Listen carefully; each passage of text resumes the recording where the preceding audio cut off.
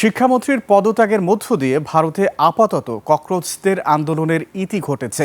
প্রশ্ন ছিল এই আন্দোলন মোদির পতন ঘটাবে কিনা, কিন্তু তা হয়নি।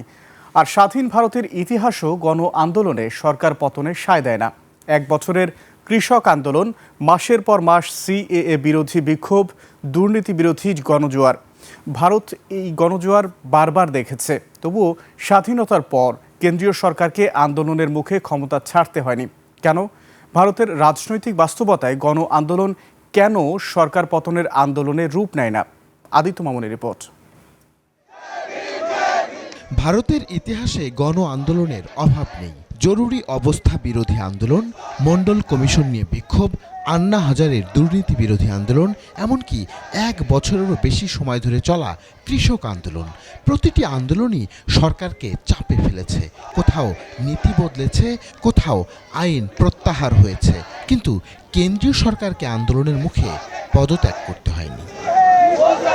বিশ্লেষকদের মতে ভারতের সামাজিক ও রাজনৈতিক বাস্তবতা, জাতপাত, ভাষা, ধর্ম এবং আঞ্চলিক রাজনীতির বৈচিত্র্যের কারণে অসন্তোষ থাকলেও খুব কম ক্ষেত্রেই একক জাতীয় আন্দোলনে রূপ নেয়। ভারতের লোকসংখ্যা আসলে বিভক্ত। তারা বর্ণতে বিভক্ত, তারা জাতিতে বিভক্ত, তারা অঞ্চলে বিভক্ত। অর্থাৎ একজনের পরিচয় সে গুজরাটি না সে ভারতীয়, এটার একটা বিষয় আছে। যে কারণে ভারতে কোনো আন্দোলন দানা বেঁধে পুরো দেশকে একত্রিত করতে পারে না। সরকার পতনের মতো আন্দোলন না হবার পেছনে ভারতের দীর্ঘদিনের প্রাতিষ্ঠানিক ও গণতান্ত্রিক পরম্পরাকে গুরুত্বপূর্ণ বলছেন সাবেক এই রাষ্ট্রদূত। 1975 সালে জয়প্রকাশ নারায়ণের নেতৃত্বে আন্দোলনের ফসল হিসাবে কিন্তু ইমার্জেন্সি এসেছিল। পরবর্তীতে 2 বছরের মধ্যে 1977 সালে নির্বাচনে কংগ্রেস সর্বভারতীয় পর্যায়ে পরাজিত হয়েছিল, এবং সেই পরাজয়ের পর থেকে কিন্তু কংগ্রেস আর পুরনো জায়গায় ফেরত যেতে পারেনি। আমরা হয়তো সরকার পরিবর্তন এই মুহূর্তে দেখিনি, 2 বছর পরে ভারতের নির্বাচন আছে, তখন বোঝা যাবে যে এই আন্দোলনের ফলটা কোথায় গিয়ে দাঁড়ালো। ভারতে সরকার পরিবর্তনের প্রধান মাধ্যম নির্বাচন। তাই জন অসন্তোষ বাড়লেও তার চূড়ান্ত বহিঃপ্রকাশ ঘটে ব্যালট বাক্সে, রাজপথে নয়।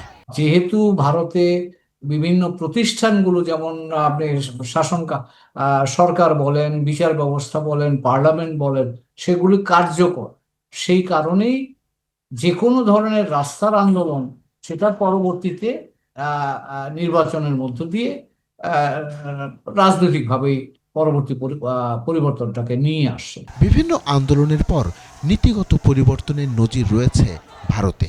তবে রাজনৈতিক ইতিহাস বলছে সেখানকার সরকার বদলের চূড়ান্ত সিদ্ধান্ত হয় নির্বাচন ব্যবস্থার মাধ্যমেই। আদিত্য মামুন, 21 টেলিভিশন, ঢাকা।